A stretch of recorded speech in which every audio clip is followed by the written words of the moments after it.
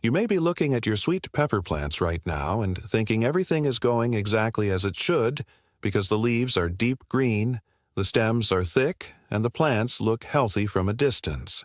I used to believe the same thing, and every summer I made the same mistake. Then harvest time came and I stood there wondering why a plant that looked so strong gave me only a handful of peppers. If that sounds familiar, I want you to stay with me, because the biggest problem is usually not the plant. It is one or two simple habits that almost every home gardener repeats without even noticing. I learned this the hard way after wasting several growing seasons, and I wish someone had explained it to me much earlier. Today, I want to share what finally changed everything for me, and none of it requires expensive fertilizers, fancy tools, or complicated tricks.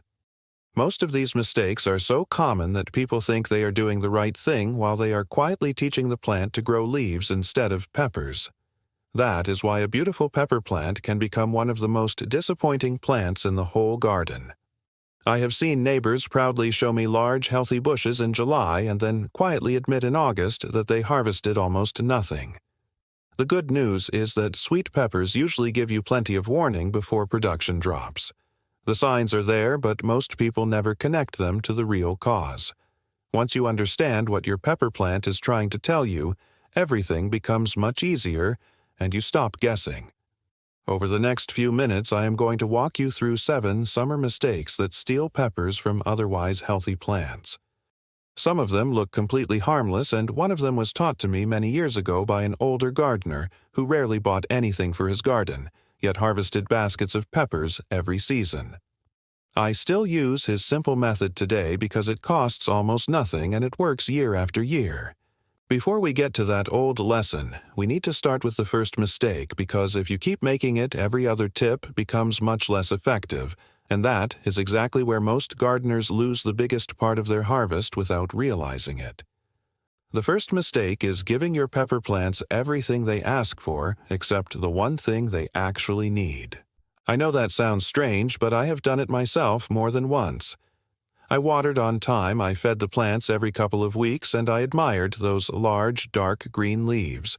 The plants looked so healthy that I expected an amazing harvest. Instead, I got a few peppers hiding under a jungle of leaves. It took me years to understand that a pepper plant can look strong while putting almost all of its energy into growing stems and foliage instead of fruit. Many people think that if a little fertilizer is good, then more must be even better. That idea causes more disappointment than almost anything else in the summer garden. Most of the time, the problem is too much nitrogen. The plant becomes comfortable. It keeps making beautiful leaves because that is the easiest job for it. Producing flowers and filling peppers takes much more effort. An older gardener explained it to me in the simplest way. He smiled and said, "If you keep feeding a pepper plant like it is trying to become a tree, do not be surprised when it forgets to become a pepper plant." I never forgot those words because they described exactly what I had been doing. Since then, I feed much more carefully and I always watch the plant instead of following the instructions printed on a bag. If I see rapid leafy growth but very few flowers, I slow down instead of adding more fertilizer. That simple change has saved me money every season, and it has given me better harvests than expensive products ever did. Another thing that fooled me for years was thinking bigger plants always mean bigger harvests. That is simply not true. I have harvested far more peppers from medium-sized bushes than from giant leafy ones. A balanced plant is usually a productive plant. Very few people pay attention to that because healthy leaves are easy to notice while the real work is happening quietly inside every flower. In just a moment, I want to show you another summer mistake that almost everyone makes during hot weather. It seems like a kind thing to do for your peppers, but it often causes flowers to disappear before they ever have the chance to become fruit dot. The next mistake usually happens on the hottest days of summer, because that is when most of us worry the most about our plants. We walk into the garden and see the soil looking dry and the sun beating down from early morning until evening. Our first thought is to give the peppers more water every single day. That sounds like the safe choice, but very often it creates a different problem. I used to water a little every evening because I thought I was helping the plant stay comfortable. The leaves stayed green, but the flowers kept falling off and tiny peppers stopped growing. I could not understand why until an old friend showed me something I still remember. He pushed his finger several inches into the soil and smiled because underneath the surface it was already wet. He told me that pepper roots do not become stronger when they only receive small drinks every day. They stay close to the surface where the heat dries everything quickly. Then, every hot afternoon, the plants become stressed again, and that constant cycle makes it much harder for them to hold on to their flowers. Since then, I changed my habit completely. Instead of watering often, I water deeply, and then I leave the plants alone until the soil begins to dry several inches below the surface. The roots grow deeper, and the plants become much more stable during long periods of summer heat. Another small habit helped even more, and it costs almost nothing. I spread a layer of straw-dry grass or shredded leaves around the base of each plant. Many people overlook this simple old method because it does not come in a colorful bag from the garden center. That thin layer keeps moisture in the soil much longer, and the roots stay cooler during the hottest part of the day.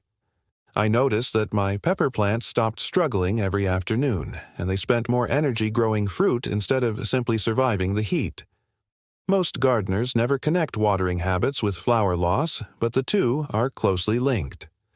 If your pepper plant keeps dropping flowers without producing peppers, the answer may not be more fertilizer at all. There is another mistake that quietly makes the same problem even worse, and almost nobody notices it until the season is nearly over. That simple mistake has nothing to do with watering, and everything to do with how the plant spends its energy. The next mistake is one that fooled me for many years because I thought I was being kind to my pepper plants by leaving every flower and every small pepper exactly where it appeared.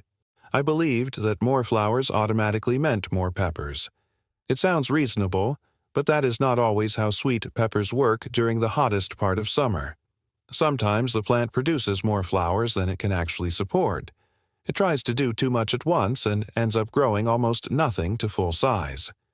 I remember an older gardener looking at one of my plants and quietly removing several tiny peppers that had just started to grow. I almost stopped him because I thought he was ruining my harvest. Instead, he smiled and said that a tired plant cannot raise every child it creates.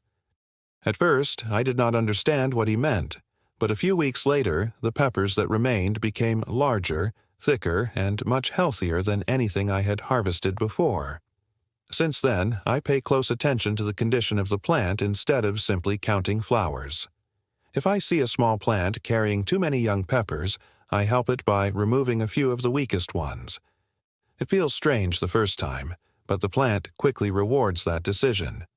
The remaining peppers receive more energy, more water, and more nutrients without any extra cost to me.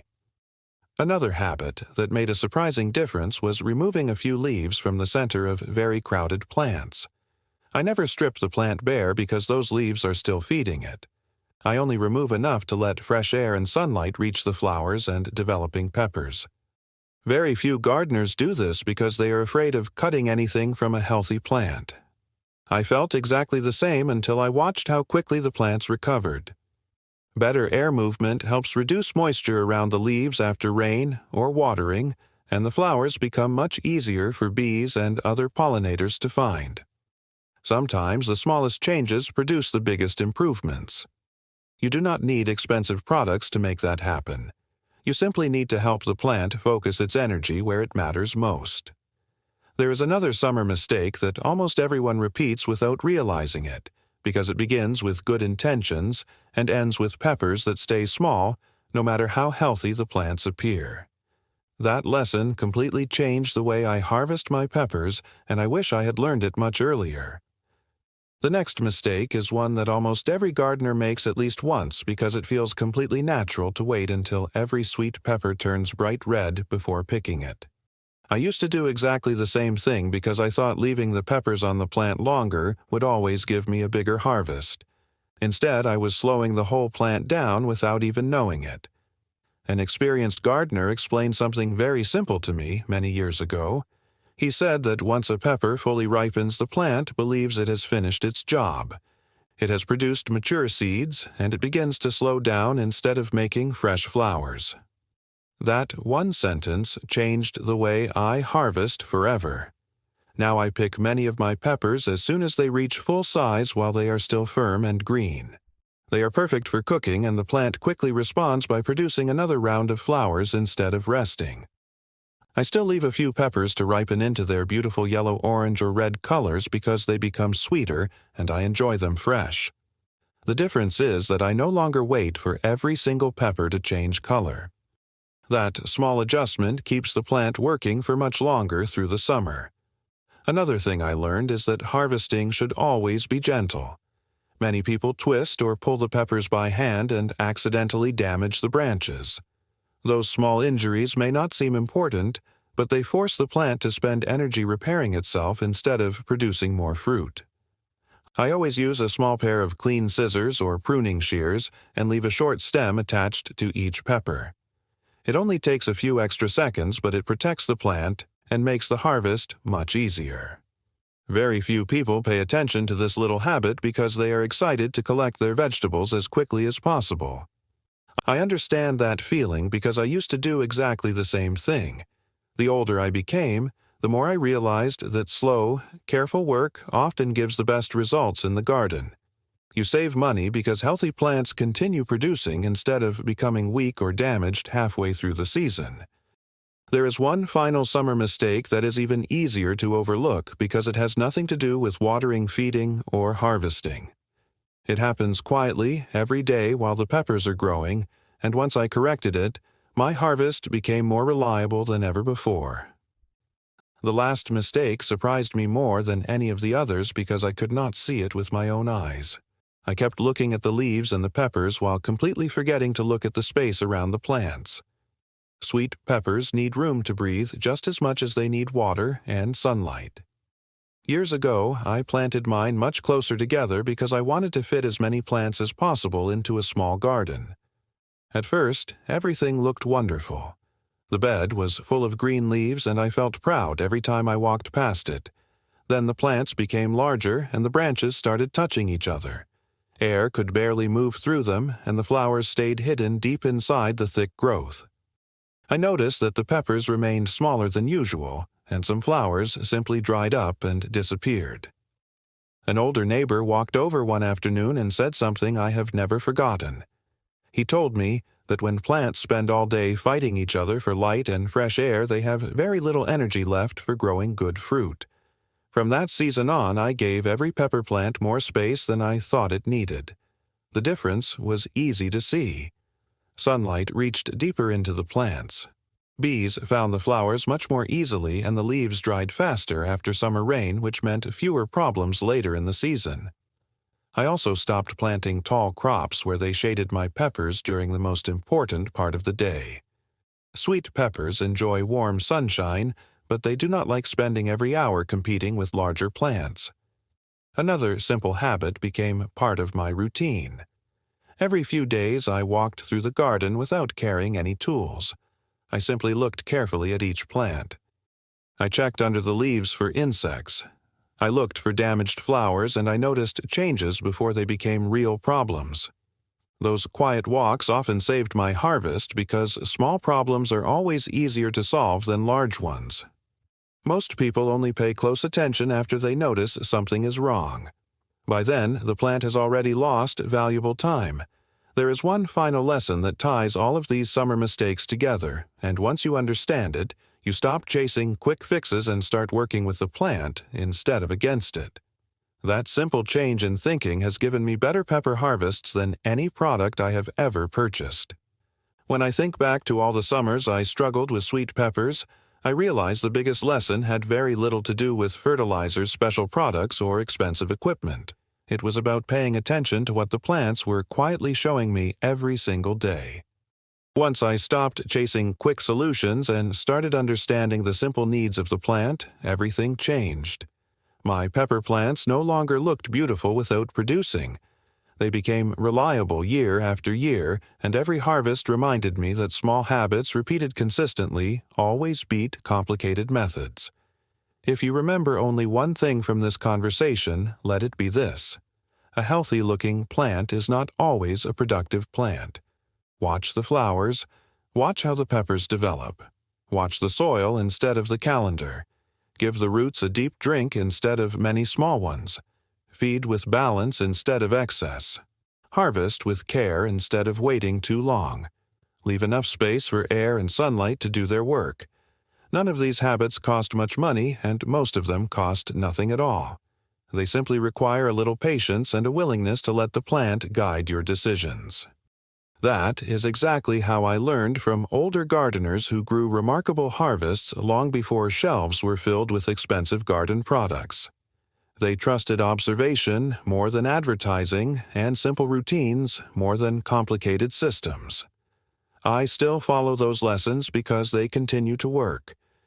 If your sweet pepper plants have looked healthy but disappointed you with very little fruit, I truly believe this season can be different. You do not need to replace your garden or buy a collection of new supplies. Start by correcting one mistake at a time and let the plants respond. I think you will be surprised how quickly they reward you. Gardening has always been a journey of learning, and every season teaches us something new if we are willing to notice it. I hope these 7 simple lessons help you enjoy fuller baskets, healthier plants, and the quiet satisfaction that comes from growing your own food with confidence. Thank you for spending this time with me, and I hope the next time you walk into your garden, you will look at your pepper plants a little differently, because sometimes the smallest change you make today becomes the biggest harvest you have ever gathered tomorrow. And in the next video, I want to show you another forgotten summer habit that quietly doubles the harvest of one of the most popular vegetables in the home garden.